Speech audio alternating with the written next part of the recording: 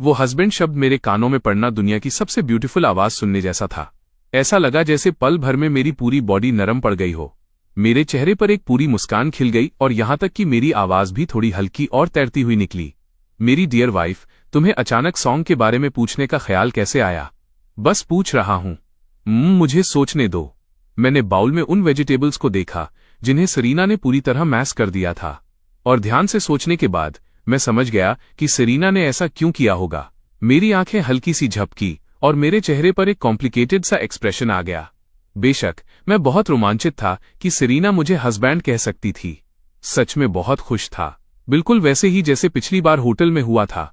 मैं in moments में से हर एक को बहुत कीमती मानता था, लेकिन ये अलग था। भले ही दोनों उसके दिल से निकले थे, लेकिन स्टार्टिंग पॉइंट एक जैसा नहीं था।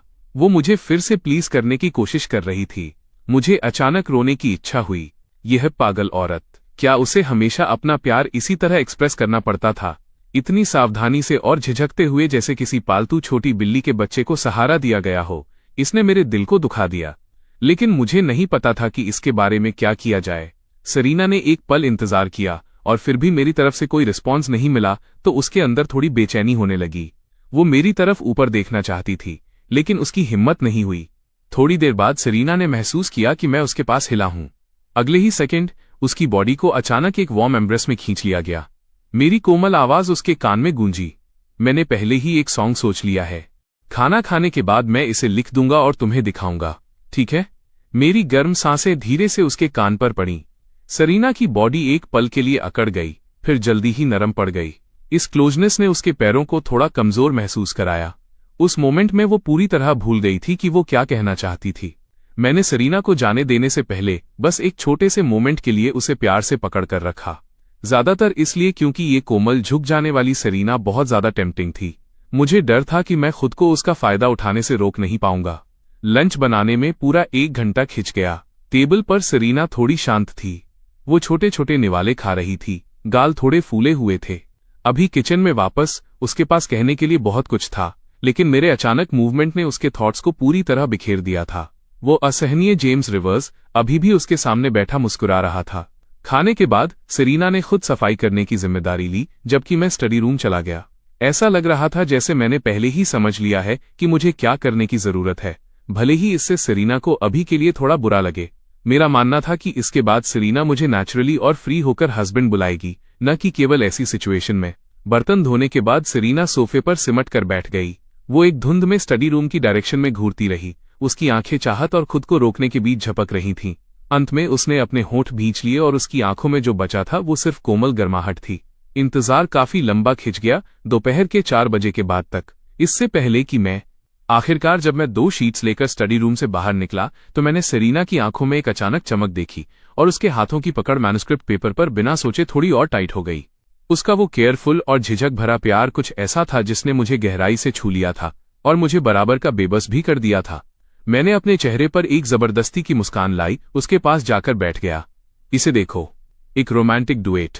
मैंने इसका इंतजाम कर दिया है। सरीना ने मेरे हाथों से वो मैन्युस्क्रिप्ट पेपर ले लिया। अब तक वो मेरी क्रिएटिव एबिलिटीज की पूरी तरह से आदी हो चुकी थी। जो हैरानी उसने पहले महसूस की थी, उसका अब नामो निशान नहीं था। उसने जल्दी से लिरिक्स और शीट म्यूजिक पर नजर डाली। कहने की जरूरत नहीं है कि सॉन्ग हमेशा की तरह एक्सीलेंट था। मेरे लिरिक्स और मेलोडीज में हमेशा लोगों को पूरी तरह अपनी ओर खींचने का एक तरीका होता था, लेकिन सरीना को अभी उन सब चीजों के बारे में सोचने में कोई इंटरेस्ट नहीं था। उसे बस एक नजर इस लव सॉन्ग को देखने की जरूरत थी जो कीवर्ड से इतना परफेक्टली मैच कर रहा था, और फिर उसकी आंखें मुझ पर आकर टिक गईं और वहां से हटने का नाम नहीं ले रही थीं। उसकी नजरों में जो उम्मीद थी वो साफ देखी जा सकती थी, लेकिन मैंने ऐसे एक्ट किया जैसे मैंने कुछ नोटिस ही नहीं किया हो। मैंने आलस के साथ अंगड़ाई ली और अपनी नजरों को कहीं और घुमा लिया। सरीना ने अपने होंठ भींच लिए। उसकी आंखों की उम्मीद अब डिसअपॉइंटमेंट में बदल गई। उसने अपना सिर झुकाया और फिर से अपने हाथ में मौजूद लिरिक्स को देखने लगी, थोड़ा बुरा महसूस करते हुए। वो ये सॉन्ग जेम्स रिवर्स के साथ मिलकर गाना चाहती थी।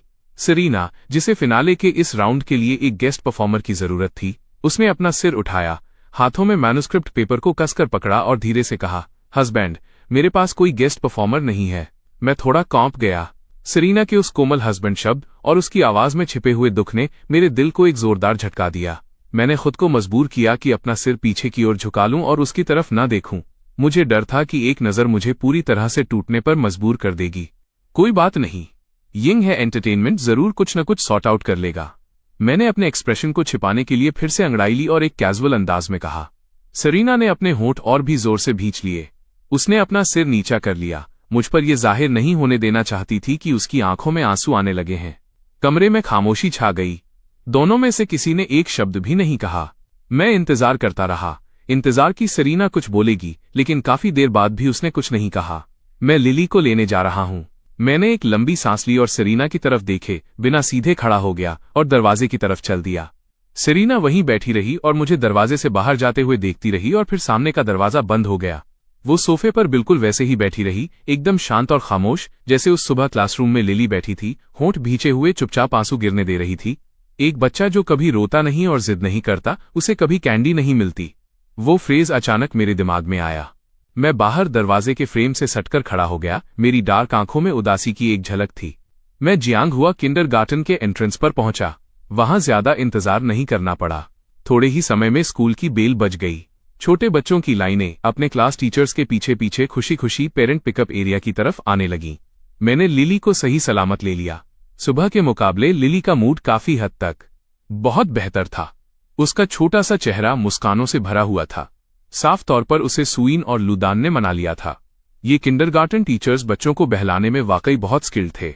जैसे ही लिली ने डैडी को देखा, वो अपने नन्हे पैरों से दौड़ पड़ी और सीधे मुझसे लिपट गई।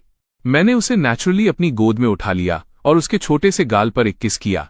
लिली ने चारों तरफ नजर घुमाई, फिर अपनी बड़ी आंखें झपकाईं और एक पजल्ड एक्सप्रेशन के साथ अपने डैडी को देखा। डैडी, मम्मी लिली को पिक करने क्यों नहीं आई? मैं तुरंत स्पीचलेस हो गया। क्या मैं वाकई ये कह सकता था कि मम्मी घर पर रो रही हैं क्योंकि डैडी उनके साथ मीन थे? जब हम घर पहुंचे, सरीना ने पहले ही डिनर बना लिया था। अब जब लिली ने किंडरगार्टन जाना शुरू कर दिया था, तो सुबह जल्दी उठने का मतलब था जल्दी जागना, इसलिए वो पहले की तरह देर तक नहीं जाग सकती थी। मैंने पहले की तरह ही जारी रखा, सरीना की नजरों से बचते हुए। मुझे डर था कि जिस पल मेरी आंखें उसकी उन जेंटल आंखों से मिलेंगी, मैं तुरंत सॉफ्ट हो जाऊंगा। डिनर टेबल पर सन्नाटा था, यहां तक कि लिली भी हमेशा की तरह प्लेफुल नहीं थी। वो छोटी बच्ची शायद अपने पेरेंट्स के बीच के मूड को समझ गई थी। वो बार बार अपना सिर घुमाती, कभी अपनी मम्मी को देखती जो सिर झुकाए चुपचाप खाना खा रही थीं, तो कभी एक तरफ चुपचाप बैठे डैडी को। फिर उसके छोटे होंठ एक पाउट में सिमट गए और उसकी छोटी सी बॉडी धीरे से खिसक कर सरीना की साइड की ओर हो गई। डैडी बुरे हैं, वो पक्का फिर से मम्मी को परेशान कर रहे हैं। तो डिनर के बाद मैंने उसे मनाने में काफी समय बिताया। उस छोटी बच्ची को बार बार चुपचाप रीअश्योर किया कि मैंने सरीना के साथ बिल्कुल भी बुरा बर्ताव नहीं किया है। तब जाकर कहीं लिली एक गुड गर्ल की तरह सोने के लिए तैयार हुई। सोने से पहले नेचुरली हर रात की तरह बेड टाइम स्टोरी थी। मैं भी काफी समय से इसी मोमेंट का इंतजार कर रहा था। मैंने बेड के दूसरी तरफ चुपचाप लेटी हुई सरीना पर एक नजर डाली, अपना गला साफ किया और बड़े एक्सप्रेशन के साथ लिली को कहानी सुनाना शुरू किया। एक समय की बात है, एक बहुत ही अच्छी नन्ही वाइट बनी थी। उसकी एक बहुत ही अच्छी दोस्त थी, एक छोटी ग्रे बनी। लेकिन वो छोटी ग्रे बनी आलसी थी। उस ऑटम हार्वेस्ट सीजन में नन्ही वाइट बनी ने कड़ी मेहनत की और 5 कैरेट्स इकट्ठे किए। एक दिन नन्ही वाइट बनी छोटी ग्रे बनी से मिलने गई और देखा कि छोटी ग्रे बनी वहां भूखी बैठी है और उसे बड़े पिटिफुल तरीके से देख रही है। नन्ही वाइट बनी ने जब देखा कि उसकी प्यारी छोटी ग्रे बनी भूखी रहने वाली है, तो उसने बिना एक पल की हिचकिचाहट के छोटी ग्रे बनी को अपनी एक कैरेट दे दी। छोटी ग्रे बनी ने अब कैरेट मिलने पर खुशी खुशी नन्ही वाइट बनी से कहा, तुम कितनी काइंड हो। छोटी ग्रे बनी से ये सुनकर नन्ही वाइट बनी भी बहुत खुश हुई। उसके बाद कुछ दिन बीत जाते और नन्ही वाइट बनी फिर से छोटी ग्रे बनी से मिलने जाती और उसे एक और कैरेट दे देती, जब तक कि आखिरकार नन्ही वाइट बनी के पास सिर्फ एक ही कैरेट बची। उस दिन नन्ही वाइट बनी फिर से छोटी ग्रे बनी को ढूंढने आई।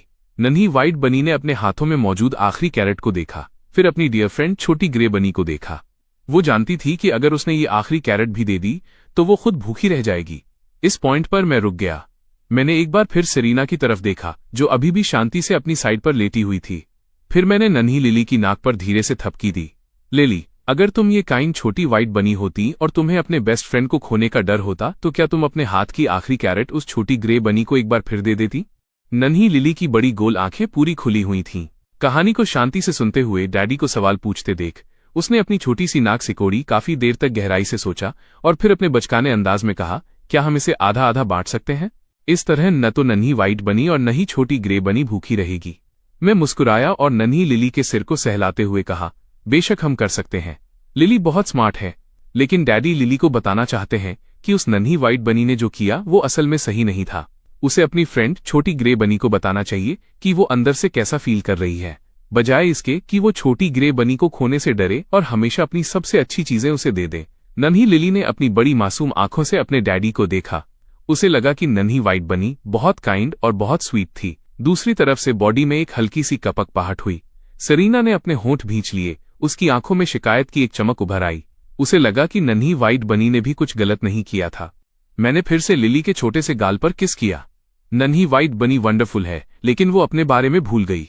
उसने हमेशा सिर्फ छोटी ग्रे बनी के बारे में सोचा, लेकिन उसने कभी अपने बारे में नहीं सोचा। ठीक है, लिली को अब सोना चाहिए, वरना वो कल सुबह नहीं उठ पाएगी और टीचर उसके बॉटम पर एक स्मैक लगाएंगे। मैंने बेडसाइड लैंप बंद कर दिया और धीरे धीरे लिली को सुला दिया। कुछ ही देर में वो छोटी बच्ची सो गई। शांत कमरे में सिर्फ 3 लोगों की हल्की सांसों की आवाज सुनी जा सकती थी, लेकिन मैं लेटा नहीं। मैं बस चुपचाप हेडबोर्ड से सटकर बैठ गया। आंखें खुली थी, खामोशी से अंधेरी रात को ताक रहा था। मैं इंतजार कर रहा था, इंतजार की सेरीना पहले मेरे पास आए। सेरीना का दिल भी शांत होने से कोसों दूर था। वो अभी अभी सुनाई गई मेरी कहानी के बारे में सोच रही थी। वो जानती थी कि ये कहानी उसके लिए थी, लेकिन उसे समझ नहीं आ रहा था कि मुझे इसे इस तरह क्यों करना पड़ा। मैं साफ तौर पर पहले से ही जानता था कि उसका क्या मतलब है, तो मैं सीधे हाँ क्यों नहीं कह सकता था। थोड़ा और समय बीत गया। मैंने बेड के दूसरी तरफ सेरीना को सुना। वो उठकर बैठ गई। उसके कदमों की हल्की आहट पीछे पीछे आई। अंधेरे में मेरी आंखें गहरी और चमक रही थीं। जेम्स, तुम डमी हो? एक कोमल प्यारी आवाज ने मुझे मेरे ख्यालों से थोड़ा बाहर निकाला। मैंने देखा कि सेरीना पहले ही मेरे बेड की साइड पर आ चुकी थी। उसके 2 छोटे हाथों ने मेरी आर्म को पकड़ रखा था। मेरी डियर वाइफ, क्या तुम जानती हो कि मैं तुम्हारा कब से इंतजार कर रहा हूं? यहां तक कि मेरी आवाज भी थोड़ी भारी हो गई थी। जो दिल मैंने अब तक लटका कर रखा था, वो आखिरकार वापस शांत हो गया कि सेरीना खुद आई थी। वही सब कुछ था। सेरीना ने कुछ नहीं कहा, उसने बस अपने होंठ भींच लिए। मैं चुपचाप बेड से बाहर निकला और धीरे से सेरीना को लिविंग रूम में ले गया। मैं नन्ही लिली को जगाना नहीं चाहता था। खिड़की के बाहर से शहर की नियॉन लाइट्स पर्दों के बीच की दरार से अंदर आ रही थीं। मैं देख सकता था कि सेरीना की आंखें पहले से ही बिना गिरे आंसुओं से लबालब भरी थीं। मैं उनमें छिपी हुई शिकायत और डिसअपॉइंटमेंट देख सकता था। मेरा गला भारी महसूस हो रहा था। मैंने अपने सामने अपनी इस केयरफुल और झिझक भरी वाइफ को देखा और धीरे से कहा, मेरी डियर वाइफ मुझसे क्या कहना चाहती है? सेरीना ने सोफे पर बैठे हुए सीधे मेरी तरफ देखा।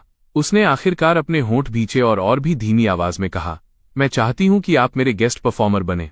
मैं चाहती हूं कि आप मेरे साथ आकर वो सॉन्ग गाएं। तो मेरी डियर वाइफ ने सीधे ऐसा क्यों नहीं कह दिया? सेरीना फिर से खामोश हो गई और अपना सिर झुका लिया। मैंने आगे कहा, क्या तुम्हें डर था कि मैं मना कर दूंगा? नहीं। सेरीना का जवाब दृढ़ और साफ आया, क्योंकि वो जानती थी कि मैं उसे कभी मना नहीं करूंगा। फिर बात क्या थी? क्या मेरी डियर वाइफ को ऐसा लगा कि मेरे खुश होने से पहले उसे अपनी तरफ से कुछ ऑफर करना होगा?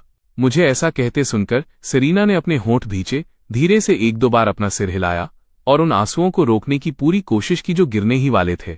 नहीं, मैं ऐसा नहीं सोच रही थी। मैं जानता हूं। मेरी डियर वाइफ हमेशा ऐसी ही रही है। अपने अंदर के हर दुख को अकेले ही निगल जाती है। जब भी कुछ मुश्किल आता है तो वो वैसा ही करती है। हमेशा इतनी सावधानी से चलती है, यहां तक कि मेरे साथ भी। मेरी आवाज थोड़ी भारी थी। मेरे हाथ सेरीना के कंधों पर टिके थे। मेरी नजर सीधे उसकी नजरों से मिल रही थी। लेकिन मेरी डियर वाइफ, मैं तुम्हारा हस्बैंड हूं। पहले तुम्हारे पास बात करने के लिए कोई नहीं था। जब तुम्हें चोट लगती थी तो तुम उसे चुपचाप अकेले ही सोख लेती थीं। लेकिन मैं अब यहां हूं। अगर तुम अभी भी वही करती रही जो तुम हमेशा करती थी, सब कुछ अकेले ही चुपचाप सहती रही, तो फिर मैं यहां असल में किस लिए हूं? जैसे ही मैंने ये कहा, मेरी आवाज भी कांपने लगी थी। सेरीना अब अपने आंसुओं को और नहीं रोक सकी। लेकिन जब उसने मेरी आंखों में देखा तो उसका दिल अचानक घबराहट में डूब गया। उसने पहले कभी मेरी आंखों में ऐसा दर्द भरा लुक नहीं देखा था और उसने कभी एक बार भी नहीं सोचा था कि वो मुझे रोते हुए देखेगी। अब उसे अपने चेहरे पर आंसुओं के निशानों की कोई परवाह नहीं थी। उसने पागलों की तरह ऊपर हाथ बढ़ाया ताकि मेरी आंखों के कोनों को पहुंच सके। मेरी डियर वाइफ मेरे साथ वो सॉन्ग गाना चाहती है। मैं भी वही चाहता हूं। लेकिन अभी मेरे पास एक और सॉन्ग है जो मैं अपनी डियर वाइफ के लिए गाना चाहता हूं। मैं जो उम्मीद करता हूं वो ये है कि अब से जब भी तुम कुछ कहना चाहो बस कह दो। तुम जो भी करना चाहो बस कर लो। मैं वहीं तुम्हारे साथ रहूंगा, तुम्हारे साथ कहूंगा, तुम्हारे साथ करूंगा। यहां तक कि अगर मेरी डियर वाइफ रोना चाहती है या नखरे दिखाना चाहती है तो मुझे सच में खुशी होगी। मैंने बस उसके घबराए हुए बेबस एक्सप्रेशन को देखा और अपने दिल में एक असाधारण दर्द महसूस किया। तो किसी के लिए तड़पना ऐसा महसूस होता था, तो किसी को प्यार करने का मतलब ये था कि उनके लिए ठीक होने के अलावा और कुछ न चाहना। सेरेना ने मेरी आंख का कोना पोंछना खत्म किया और जल्दी से अपने खुद के आंसू पोंछने की कोशिश की। उसे डर था कि इतना रोने की वजह से मैं उसे थकाऊ या पकाऊ समझूंगा, जब तक कि उसने सुना नहीं।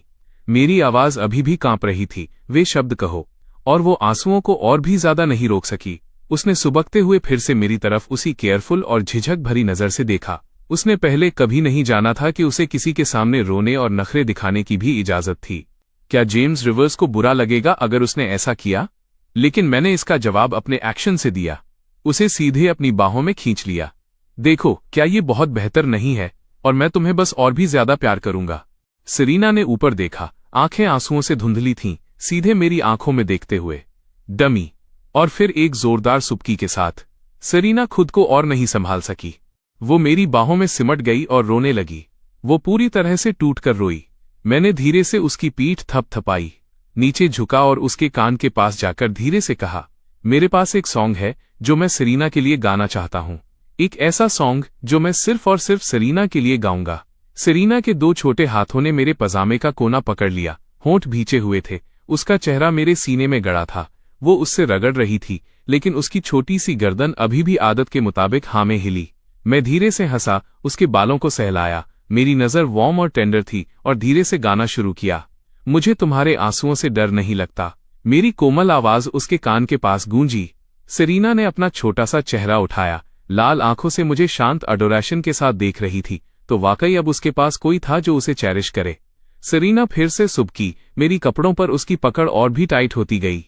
उसे अब दूसरों की तरह रोने की इजाजत थी, दूसरों की तरह नखरे दिखाने की इजाजत थी, क्योंकि ये डमी उसे बता रहा था कि वो हमेशा उसके साथ रहेगा, कभी नहीं छोड़ेगा, कभी साथ नहीं त्यागेगा। मैंने सेरेना की धुंधली चमकती आंखों की ओर नीचे देखा और धीरे से उसकी आंख के कोने पर एक किस किया। मैं रुक गया। सेरेना थोड़ी नाखुश थी। उसने अपने होंठ भींच लिए। वो बता सकती थी कि सॉन्ग अभी खत्म नहीं हुआ है। डमी, गाते रहो। उसने एक उंगली निकाली और मेरे पेट में पोक किया। ये उसके लिए गाया गया सॉन्ग था, जो सिर्फ और सिर्फ उसका था। वो इसे अंत तक सुनना चाहती थी। मैं मुस्कुराया और मजाक में सेरेना के छोटे से गाल को चिकोटी काटी। सच में सेरेना को समझने से पहले उसे दुखी किया। इसका मकसद एक गहरा इंप्रेशन छोड़ना था, और ये सबसे हेल्पलेस चीज भी थी जो मैंने कभी की थी। लेकिन मेरे पास कोई बेहतर तरीका नहीं था। मेरा मानना था कि मैं आने वाले लंबे सालों में धीरे धीरे सेरेना को बदल सकता हूं। लेकिन उस तरह सेरेना को अभी भी दुख के कई और पल सहने पड़ते। वो अभी भी अपने दिल में कई और बातें छिपाती। मैं उसे फिर कभी नहीं देखना चाहता था। अपनी शिकायतों को अकेले बिना एक शब्द कहे चुपचाप सोखते हुए मैंने सेरेना को गहरी फीलिंग के साथ देखा। महसूस किया कि मेरे कपड़ों पर उसकी पकड़ और भी टाइट होती जा रही है, और फिर से धीरे से गाया। सेरेना की नजर मुझ पर टिक गई और वो और भी ज्यादा कैप्टिवेटेड हो गई। मेरे कपड़ों को पकड़े हुए हाथ धीरे धीरे ढीले हुए और इसके बजाय मेरी कमर के चारों ओर लिपट गए। उसकी पूरी बॉडी मुझ पर टिकी हुई थी। सॉन्ग सुनते हुए वो आने वाले दिनों को देख पा रही थी, उसके और मेरे, नोक झोंक और हंसी, तब तक हंसना जब तक उनके दिल भर न जाए। ये वे दिन थे जिनकी सेरेना ने पहले कभी कल्पना नहीं की थी। इसलिए नहीं कि वो उन्हें चाहती नहीं थी, बल्कि इसलिए क्योंकि उसने कभी हिम्मत नहीं की थी। लेकिन अब जब मैंने उसे पकड़ रखा था, उसने अचानक सपने देखने की हिम्मत की। वो मुझे अपना प्यार एक्सप्रेस करने में बहुत केयरफुल और क्लमसी रही थी, यहाँ तक कि खुद को ऑफर करने के लिए भी तैयार थी, ताकि वो उस चीज से मैच कर सके जो उसे लगा कि मैं चाहता हूं। और बार बार मैंने उसे सिंसियरिटी के साथ जवाब दिया। और इस बार एक सॉन्ग के साथ मैंने उसे बताया कि क्या मेरे दिल में क्या बसता था। सॉन्ग खत्म हो गया। मैंने एक शांत सांस ली। महसूस किया कि मेरे चारों ओर लिपटी बाहें और भी टाइट होती जा रही हैं। मैंने धीरे से कहा, मैंने ये सॉन्ग तुम्हें ये बताने के लिए गाया है कि मैं आने वाले सभी दिनों में तुम्हारे साथ रहूंगा। चाहे कुछ भी हो, मैं तुम्हारा एंकर बनूंगा। मैं कहीं नहीं जा रहा हूं। वे सारी शिकायतें, तुम्हें उन्हें अकेले अपने अंदर लॉक करके रखने की जरूरत नहीं है। मेरी डियर वाइफ, मेरे दिल में तुम मुझसे ज्यादा मायने रखती हो। मुझे उम्मीद है कि अब तुम्हें इतना केयरफुल होकर चलने की जरूरत नहीं पड़ेगी। लव दोनों तरफ से एक दूसरे की ओर बढ़ने का एक सफर है। मेरी डियर वाइफ के लिए मेरा प्यार और भी गहरा होता जाएगा। सेरेना बस अपना चेहरा मेरे सीने में छिपाए रही, अंत तक सब कुछ सुनती रही। काफी देर बाद उसने आखिरकार अपना छोटा सा चेहरा उठाया और पाउट किया। आप बहुत अनोइंग हैं। मैंने घायल होने का नाटक किया। मैं अनोइंग कैसे हूं? बस आप हैं। आप अच्छी तरह जानते थे कि मैं चाहती हूं कि आप मेरे साथ कंपटीशन में चलें, और आपने फिर भी जानबूझकर मुझे अपसेट किया, ताकि जैसे ही वे शब्द उसके मुंह से निकले, आपने जानबूझकर मुझे हस्बैंड कहा। सेरीना का चेहरा तुरंत क्रिम्सन हो गया। उसने अपनी अभी भी थोड़ी नम आंखों से मुझे देखा और मुझे जोर से घूरा, फिर गुस्से में मुझे सोफे पर धकेल दिया और मेरा मुंह बंद कर दिया। अब एक शब्द भी मत कहना। मेरी आंखें हंसी से भरी थीं। मैंने संघर्ष करने की एक टोकन कोशिश की, अपना सिर जोर जोर से हिलाया, ये सिग्नल देते हुए कि मैं रुक जाऊंगा। तभी सेरीना ने मुझे छोड़ा, लेकिन उसके एक्सप्रेशन में शर्मिंदगी को छिपाना नामुमकिन था। वो मेरे ऊपर बैठ गई, अपना चेहरा ढंक लिया और फूले हुए गालों के साथ मुझे गुस्से में घूरने लगी। तो मेरी डियर वाइफ का काफी मिजाज है। आखिरकार मेरी डियर वाइफ को इस तरह देखकर मुझे बहुत खुशी होती है। अब से अगर कुछ होता है तो मुझे उम्मीद है कि मेरी डियर वाइफ मुझे बिल्कुल इसी तरह बता सकती है, सीधे और बिना किसी हिचकिचाहट के। मैं सोफे पर लेटा रहा, मुस्कान वार्म और जेंटल थी। लाइफ छोटी है मेरी डियर वाइफ। तुम्हें सबके बारे में सोचने से पहले अपने बारे में सोचना होगा। तुम हो और मैं हूं, और साथ मिलकर हम हैं। सिर्फ एक तरफा मैं नहीं। अगर तुम हमेशा सिर्फ मेरे बारे में सोचोगी तो वो असली तुम कैसे होगी, और मुझे तुम्हारी चिंता होगी। सेरीना ने मुझे इस तरह देखा और जोर से सिर हिलाया। मेरे सीने पर टिके दोनों हाथ मेरे चेहरे को सहलाने लगे। उसके होंठ आपस में भींच गए। वो फिर से रोना चाहती थी। यह जेम्स रिवर्स जो इतना असहनीय था, वो उसे इतना ज्यादा कैसे पसंद कर सकती थी। सेरीना को मेरे चेहरे की जरूरत थी। उसका अपना चेहरा थोड़ा पिंक था। फिर उसने अचानक एक हाथ मेरी आंखों को ढकने के लिए उठाया, नीचे झुकी और मुझे किस किया। मुझे पहले किस किया जा रहा था। मैं दंग रह गया। इस अप्रोच का मुझ पर असर काफी जल्दी हुआ और ये एक सुखद सरप्राइज के साथ आया। रात लुभावनी थी और सेरीना इस मोमेंट में और भी ज्यादा।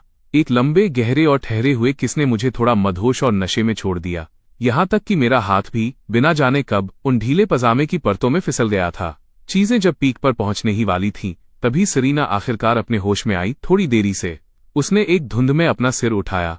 उसकी आंखों में नमी की चमक थी और वो खाली नजर से मेरे बड़े बड़े हाथ को देखने लगी जो उसके कपड़ों के अंदर फिसल गया था। मेरे होठों से वो कोमल गर्माहट हट गई। मैंने भी मदहोशी में अपनी आंखें खोलीं और फिर अपने खुद के शरारती हाथ पर नजर पड़ी। अगले ही पल मेरे एक्सप्रेशन अजीब हो गए। हे, तुम्हें मानना पड़ेगा, ये जो मेरा हाथ है इसका अपना ही एक दिमाग है। सेरीना का चेहरा गहरा लाल हो गया। वो तुरंत पहल करने वाली से डिफेंसिव मोड में आ गई। उसने एक छोटा सा हफ निकाला और अपनी पूरी बॉडी से मुझ पर दबाव बना दिया। मेरे हाथ को आगे बढ़ने से रोकने की कोशिश करते हुए मैंने अपनी एक गुप्त मुस्कान को दबाया। मैं लाइट्स की कसम खाता हूं, मेरा सच में हिलने का कोई इरादा नहीं था। मैं तो बस अपना हाथ वापस बाहर निकालने की कोशिश कर रहा था। लेकिन अब हम यहां थे। मेरा हाथ सेरीना के कपड़ों के अंदर फंसा हुआ था। इस बार ये सच में बाहर नहीं आ पा रहा था। मैंने उसकी जानी पहचानी क्वीन खुशबू को सांसों में भरा और उसे अपनी एक फ्री आर्म से पकड़ सका। हाथ से धीरे धीरे उसकी पीठ थपथपाई। ठीक है, अब तुम उठो। मैं वादा करता हूं कि हिलूंगा नहीं। सेरीना बिल्कुल नहीं हिली और मुझ पर वैसे ही टिकी रही। मेरे सीने से बस एक दबी हुई आवाज निकली। आपने अभी तक एग्री नहीं किया है कि आप मेरे साथ कंपटीशन में आएंगे या नहीं, तो यही रीजन है तुम्हारे न उठने का। सेरीना को जिद में मुझ पर से न हटते हुए देख मुझे हंसी आने लगी। सिली सेरीना, क्या ये कोई रिवॉर्ड है या धमकी? अगर मेरी डियर वाइफ ने एक शब्द भी न कहा होता तब भी मैं तुम्हारे साथ चलता। मेरी बात सुनकर सेरीना ने झटके से अपना सिर मेरे सीने से उठाया। बादामी आंखें फटी की फटी रह गईं। वो मुझे पूरी तरह से अविश्वास के एक्सप्रेशन के साथ घूरने लगी।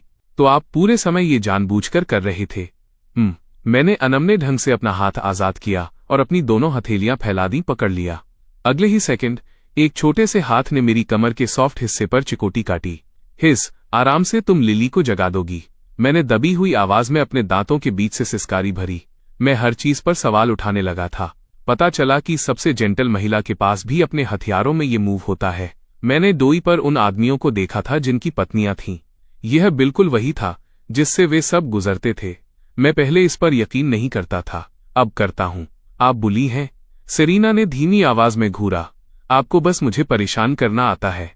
अगर मेरी डियर वाइफ हमेशा ऐसी ही होती तो वो वैसी कैसे बन जाती जैसी वो पहले थी। मैं सच में आने वाले लंबे सालों को एक ऐसी वाइफ को देखते हुए नहीं बिताना चाहता जो हमेशा दुखी रहे और डरी सहमी रहे।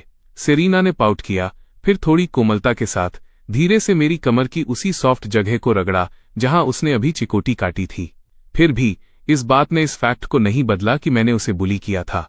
मैंने फिर से दोनों बाहें फैलाईं और सेरेना को वापस अपनी बाहों में खींच लिया, हम दोनों को एक दूसरे के करीब दबाते हुए। बात बस इतनी है कि लिली अब किंडरगार्टन में है। अगर मैं तुम्हारे साथ कंपटीशन में जा रहा हूं तो हमें फिलहाल लिली की देखभाल के लिए किसी की जरूरत होगी। सेरेना ने मेरी दिल की धड़कन सुनी, उसकी आंखें धीरे धीरे नरम पड़ गईं। उसने जवाब देने से पहले बस एक पल के लिए सोचा, चलो पहले मिया को लिली की देखभाल के लिए बुलाते हैं। ये सिर्फ कुछ दिनों की बात है, हमें अभी भी साथ में रिहर्सल करने की जरूरत है। कंपनी के रिकॉर्डिंग स्टूडियो का इस्तेमाल करना बेहतर होगा। ये कहने के बाद वो एक पल के लिए रुकी, फिर उसने धीमी आवाज में मेरा नाम पुकारा, जेम्स डमी। लिली अब किंडरगार्टन में है। क्या आपको नहीं लगता कि अब समय आ गया है कि उसका अपना एक छोटा कमरा हो? सेरेना ने अपना सिर झुकाए रखा, उसके कान गुलाबी हो गए थे। मैंने सिर हिलाया। एक बार जब हम इस बार वापस आ जाएंगे तो मैं साइड रूम खाली कर दूंगा और उसे लिली के लिए एक छोटा सा प्रिंसेस रूम बना दूंगा। जब समय आएगा तो लिली को मनाने का काम मैं तुम पर छोड़ दूंगा। सेरेना ने बस मेरे सीने पर अपने सिर से एक हल्का सा धक्का दिया। उसने कुछ नहीं कहा। मैंने एक पल के लिए सोचा और अपनी बात जारी रखी। एक कार की भी बात है। मैं बार बार कहता रहता हूं कि एक खरीद लूंगा, लेकिन कभी समय नहीं निकाल पाता। कल मैं उस सेल्स पर्सन से फिर से कांटेक्ट करूंगा जिससे पहले बात हुई थी। एक और कार ले लेंगे, इससे लिली को ड्रॉप करना और पिक करना आसान हो जाएगा। फिर अपार्टमेंट, हमें किसी बड़ी जगह शिफ्ट होने की जरूरत है। हालांकि उसके लिए हमें मेरी डियर वाइफ के इतना कमाने का इंतजार करना होगा कि ये मुमकिन हो सके। आखिरकार मैं एक full time stay at home dad हूं। हाँ, मैंने खुद को स्टे एट होम डैड कहा, लेकिन मैं सच में इन दिनों बहुत बिजी था उस एनिमेटेड सीरीज की स्क्रिप्ट को लेकर। मैं उस पर लगातार काम कर रहा था। 10 और दिन और पहला सीजन खत्म हो जाएगा। मैं अभी भी सारे सॉन्ग्स लिख रहा था और अब ये कंपटीशन भी। मैं इसमें एक गेस्ट परफॉर्मर के तौर पर हिस्सा लेने वाला था। मैं हंसा और इसे टाल दिया, लेकिन मुझे वाकई लगा कि अब मूव करने का समय आ गया है। इस अपार्टमेंट में सिर्फ 2 ही कमरे थे। साइड रूम अभी भी हर चीज के अलावा मेरी स्टडी के रूप में इस्तेमाल किया जा रहा था। कल जब मिया आएगी तो मुझे पहले साइड रूम खाली करना होगा।